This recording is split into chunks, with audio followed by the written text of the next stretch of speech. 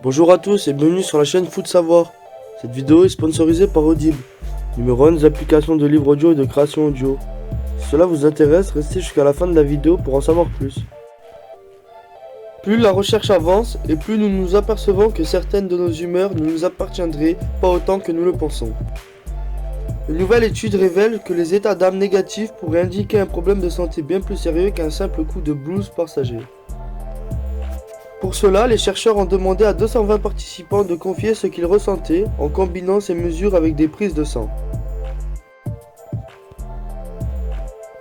Alors que les précédentes études s'étaient focalisées sur les affects rappelés des sujets, les participants reportaient leurs émotions rétrospectivement. Celle-ci adopte une approche plus écologique, l'EMA. Grâce à un système de notification reçu sur smartphone, les sujets reportent leurs humeurs à un instant donné. Cette méthode se révèle être plus fiable et met en lumière des nuances qui étaient perdues avec l'ancienne méthode. Grâce à l'EMA et à des prises de sang régulières, les chercheurs révèlent que les émotions négatives reportées par leurs sujets au cours de la journée seraient associées à des niveaux élevés d'inflammation.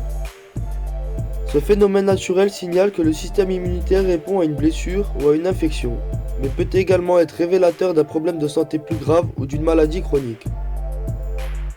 À notre connaissance, il s'agit là de premières analyses montrant une relation significative entre un affect négatif de la vie quotidienne à une inflammation périphérique mesurée par la suite, écrivent les chercheurs dans leurs études, parues dans la revue Behavior, Brain and Immunity.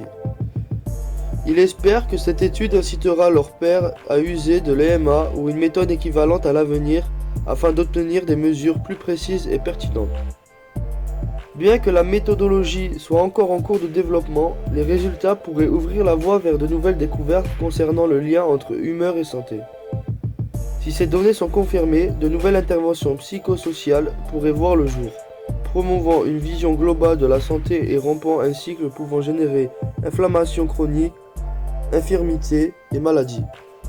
Merci d'avoir visionné cette vidéo jusqu'à la fin. Si tu as soif de savoir, de connaissances et que tu vas apprendre tout en te divertissant, les plus de 400 000 livres et enregistrements audibles sur tous sujets confondus sont faits pour que tu puisses t'instruire et suivre tes activités en même temps.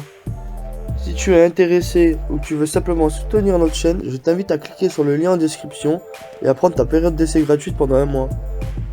N'oublie pas de t'abonner à la chaîne et de laisser un like si tu as appris des choses ou que tu as aimé nos explications, ainsi qu'activer la cloche pour être tenu au courant de nos prochaines sorties de vidéos.